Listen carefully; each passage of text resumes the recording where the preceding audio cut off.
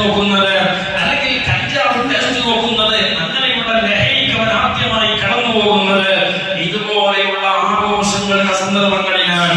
ആ ആഘോഷങ്ങളിൽ നമ്മുടെ ചെറുപ്പക്കാരെ ഫ്രണ്ട്ഷിപ്പിന്റെ പേരിൽ നമ്മൾ യാതൊരു ലക്ഷ്യബോധവും ഇല്ലാതെ കൈയൊഴി വിട്ടാൽ ഇന്നത്തെ കാലം വളരെ അപകടകരമാണെന്ന് നമ്മൾ തിരിച്ചറിയേണ്ടതുണ്ട്. സഹോദരങ്ങളെ, ഞാൻ അവസാനിപ്പിക്കുകയാണ്. ആ ഈദിനെ പൂർണ്ണ അർത്ഥത്തിൽ നമുക്ക് ഉൾക്കൊള്ളുവാൻ അല്ലാഹു തൗഫീഖ് നൽകുമാറാവട്ടെ. ആഹ്ലാദിക്കാൻ നമുക്ക് ഒരിക്കലും നിർവാഹമില്ല. ഇന്നത്തെ കാലം ഹബീബായ റസൂലുള്ളാഹി സ്വല്ലല്ലാഹു അലൈഹി വസല്ലം തങ്ങൾ ഈ ഉമ്മത്തിനെ സംബന്ധിച്ചുകൊണ്ട് ആശങ്കപ്പെട്ട ഒരു പ്രയോഗമുണ്ട്. വല്ലാഹി വൽ ഫഖറ അഖ്ശാ അലൈക്കും. ഒരിക്കലും നിങ്ങൾ ദാരിദ്ര്യത്തിലേക്ക് പോകുന്നത് ഈ ഉമ്മത്തിൽ ഞാൻ ഭയപ്പെടുന്ന കാര്യമല്ല. ഈ സമുദായം ദാരിദ്ര്യത്തിലേക്ക് പോയി നശിച്ചു പോകുന്നത് ഞാൻ ആശങ്കപ്പെടുന്നില്ല. ഏത് പട്ടിണിയിലും പിടിച്ചു നിൽക്കാനുള്ള ഈമാനികമായ പ്രചോദനം അവരിൽ ഉണ്ടായേക്കാം. എന്നാൽ ഞാൻ ഭയപ്പെടുന്ന ഒരു പേടിയുണ്ട്.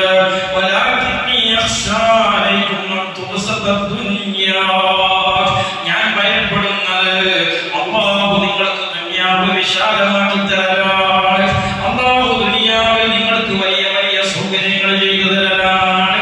എന്റെ പ്രായക്കാരായ ആളുകളെ പോലും എടുത്ത് പരിശോധിച്ചാൽ നമുക്കറിയാം, നമ്മളൊക്കെ പെരുന്നാളിന് നെയ്ച്ചോറാണ് മാക്സിമം വലിയ ചോറെന്ന് പറയുന്നത്.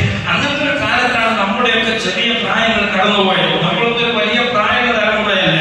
നമ്മുടെയൊക്കെ ജീവിതത്തിൽ തന്നെ പെരുന്നാളിന് മാക്സിമം വെക്കുകയാണെങ്കിൽ നെയ്ച്ചോറാണ് വെക്കുക. ഇന്നത്തെ പെരുന്നാളിൽ നമ്മളെ കൺഫ്യൂഷൻ ആക്കുന്ന സംഗതി എന്താണ്?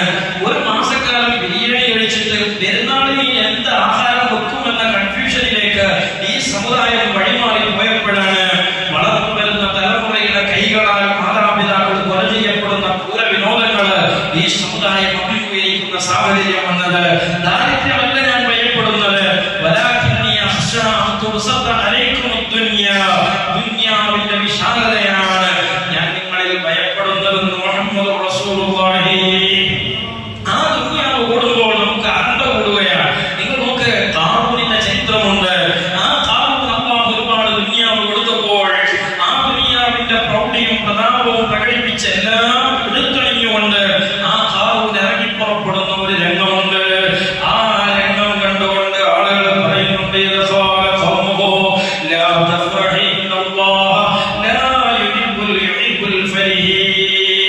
ഒരിക്കലും ദുർവ്യയം ചെയ്യുന്നത് അല്ലാഹു ഇഷ്ടപ്പെടുന്നില്ല. നമുക്ക് ഇന്നത്തെ ഖുതുബയിൽ നമ്മൾ കേട്ടു, നിങ്ങൾ അല്ലാഹു നമുക്ക് തന്നൊരു നിഅമത്തുണ്ട്. അത്യാവശ്യം ഒരു കുഴപ്പമില്ലാത്ത വസ്ത്രം വാങ്ങാൻ അല്ലാഹു നമുക്ക് കപ്പാസിറ്റി തന്നിട്ടുണ്ടെങ്കിൽ ആ വസ്ത്രം തന്നെ നമ്മൾ ധരിക്കണം. നല്ലൊരു വസ്ത്രം ധരിക്കാൻ അല്ലാഹു ആവത് കൊടുത്ത ആള് ഫഖീറായി അല്ല ജീവിക്കേണ്ടത്. അവന്റെ ജീവിതത്തിൽ അല്ലാഹു കൊടുത്ത അനുഗ്രഹങ്ങളെ അവൻ പ്രകടിപ്പിച്ചുകൊണ്ടേയിരിക്കണം. എന്നാൽ അത് ദുർവ്യയത്തിലേക്ക് വഴിമാറി പോകാനും പാടില്ല.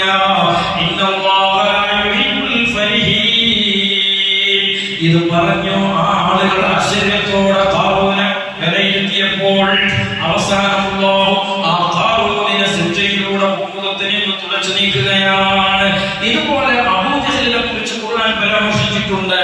എല്ലാ ദുർവ്യയങ്ങളിലേക്കും ദുരന്തങ്ങളിലേക്കും വിശ്വാസം വിട്ടെറിഞ്ഞു പോയ ആളുകൾ അവരുടെ അധപ്പതനത്തിന്റെ കാരണം അതാണ്. ഞാൻ ചുരുക്കുകയാണ്. എങ്ങനെയാണ് നമുക്ക് ആഘോഷിക്കാൻ കഴിയുന്നത്? ചുറ്റുപാടുകളിലേക്ക് നമ്മൾ കണ്ണോടിച്ചു നോക്കിയാൽ നമ്മുടെ ഇന്ത്യയുടെ തന്നെ വിവിധ ഭാഗങ്ങളിൽ നമ്മളെപ്പോലെ ഇത്തരം സ്വസ്ഥമായി സോഷ്യൽ മീഡിയയുടെ കാലത്ത് മേലൊട്ടിയ വലിഞ്ഞുകെട്ടിയ ചെറ്റക്കുടിലുകളിൽ റൊട്ടിയുമായി ഉപയോഗിച്ചുകൊണ്ട് പെരുന്നാൾ ആഘോഷിക്കുന്ന മനുഷ്യരുള്ളത് നമ്മുടെ രാജ്യത്താണ്. നമ്മുടെ വെളിപ്പാടുകളിലുള്ള ഇതര സ്റ്റേറ്റുകളിലാണ്.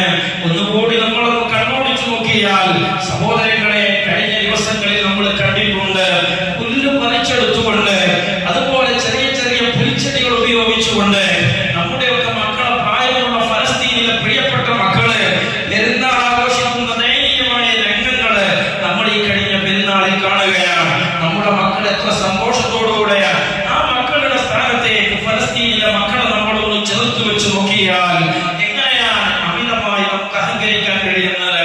വിവിധങ്ങളായ പരീക്ഷണങ്ങളെ, വിവിധങ്ങളായ ഭരണകൂട ഭീകരതകളെ, വലിയ വലിയ ഫാഷിസത്തിന്റെ ഹുങ്കുകളെ, സാംസ്കാരിക രംഗത്ത് പോലും കേരള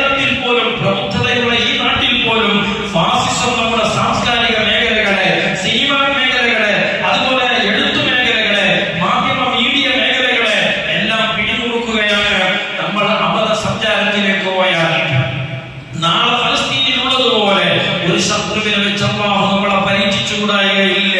അതിന്റെ ടെസ്റ്റ് ഡോസുകൾ നമ്മുടെ കൺമുമ്പികളിലൂടെ നമ്മൾ കാണുന്നുണ്ട്. അതുകൊണ്ട് അല്ലാഹുവിലേക്ക് മടങ്ങുക. ഈദ് മടങ്ങാനുള്ളതാണ്. തിന്മകളിൽ നിന്ന് നന്മകളിലേക്ക്, ആക്രമണങ്ങളിൽ നിന്ന് സമാധാനത്തിലേക്ക് ഇങ്ങനെ മടങ്ങിപ്പോകാൻ, ഇണക്കത്തിൽ നിന്ന് പിണക്കത്തിൽ നിന്ന് ഇണക്കത്തിലേക്ക് മടങ്ങിപ്പോകാനുള്ള, തിരിഞ്ഞു നടക്കാനുള്ള വലിയ ഒരു ദിവസമായി അല്ലാഹു തആല ഈ സുദിനം നമ്മിൽ നിന്ന് സ്വീകരിക്കുമാറാവട്ടെ. അൽഹംദുലില്ലാഹ്.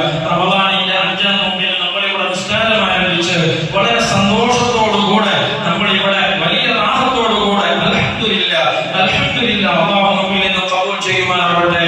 നമ്മൾ ഇന്ന് പിരിയുകയാണ്. ഇൻഷാ അല്ലാഹ് പതിവ് പോലെ നമ്മുടെ ജമാഅത്തുകളിലൂടെ നടക്കും. നമ്മൾ തന്നെയാണ് ഇവിടെയുള്ള ജമാഅത്തുകളൊക്കെ നടത്തിക്കൊണ്ടു പോകേണ്ടത്. നമ്മൾ റമദാനിൽ ശീലിച്ചു പോയ ഒരു ശീലവും സുബഹിക്ക് മുമ്പ് എഴുന്നേൽക്കുക എന്നത് റമദാനിൽ എല്ലാ മുസ്ലിം കുടുംബത്തിലുമുള്ള ഒരു ചിന്തയായി നമ്മൾ സ്വീകരിച്ചതാണ്. ഈ റമദാൻ കഴിഞ്ഞാലും ശവ്വാൽ 2-നും സുബഹിക്ക് നമ്മുടെ വീടുകളിൽ ലേറ്റാണ്.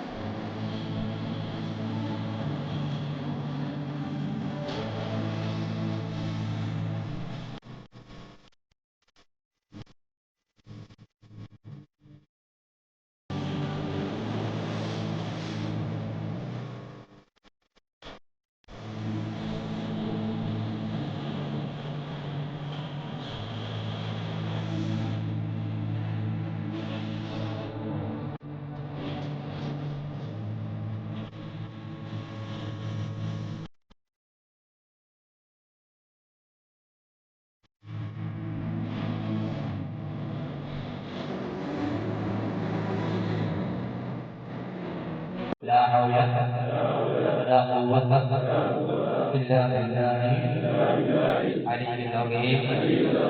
حسبنا الله نعم الوكيل نعم المولى ونعم النصير.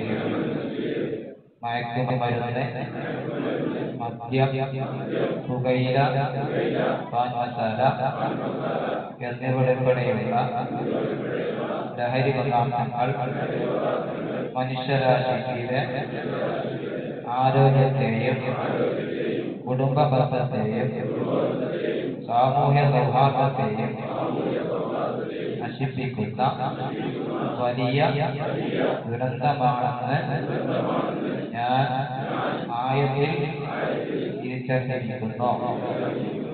മുസ്ലിമായ മഹല്ല് അംഗമെന്ന നിലയിൽ മയക്കുമരുന്നുകൾ, മദ്യം, പുകയില, പാൻ മസാല മുതലായ ലഹരി പദാർത്ഥങ്ങൾ ഉപയോഗിക്കുന്നതിൽ നിന്ന് മാറി മറ്റുള്ളവരെ അതിൽ ഉപയോഗിക്കുന്നത് നിരുത്സാഹപ്പെടുത്തുന്നതിലൂടെ എത്രയും വേഗം പൂർണ്ണമായ ലഹരി മുക്ത ഞാൻ പരിശ്രമിക്കും. ലഹരിയുടെ ഉപയോഗം നമ്മുടെ സാമൂഹ്യ ജീവിതത്തിന് ദോഷം നൽകുന്ന ഒരു ഭാഗമാണെന്ന് ഞാൻ വിശ്വസിക്കുന്നു. ലഹരിയുടെ ഉപയോഗം നേരിടുന്ന ഈ വലിയ സാമൂഹ്യ പ്രശ്നം തീർക്കുന്നതിനായി ഞാൻ ജീവിതത്തിൽ ഒരു തരത്തിലുമുള്ള ലഹരി പദാർത്ഥങ്ങളും ഉപയോഗിക്കുകയില്ലെന്നോ ലഹരി മുക്ത മഹലിനായി നമ്മുടെ സമൂഹത്തെ പ്രബുദ്ധരാക്കുകയും ചെയ്യുമെന്ന് ഞാൻ പ്രതിജ്ഞ ചെയ്യുന്നു. ഞാൻ പ്രതിജ്ഞ ചെയ്യുന്നു. ഞാൻ പ്രതിജ്ഞ ചെയ്യുന്നു. ഇത്തരം വാർത്തകളും വിശേഷങ്ങളും അറിയാൻ ഞങ്ങളുടെ ചാനൽ ഉടൻ തന്നെ സബ്സ്ക്രൈബ് ചെയ്യുക, ലൈക്ക് ചെയ്യുക, ഷെയർ ചെയ്യുക. ജനങ്ങളിലേക്ക് എത്തിക്കണമെന്ന് നിങ്ങൾ ആഗ്രഹിക്കുന്ന വാർത്തകളും വിശേഷങ്ങളും പ്രമുഖരുടെ പ്രഭാഷണങ്ങളും ഞങ്ങളുടെ വാട്സപ്പ് നമ്പറിലേക്ക് അയച്ചു തരിക. നന്മ വളരട്ടെ, തിന്മക്കെതിരെ നമുക്ക് ഒരുമിച്ച് നിൽക്കാം.